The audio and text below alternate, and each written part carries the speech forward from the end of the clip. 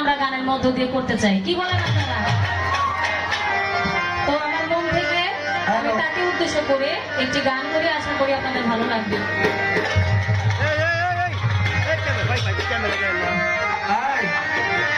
আরে কই তার আফরোজা খান ত্রিতা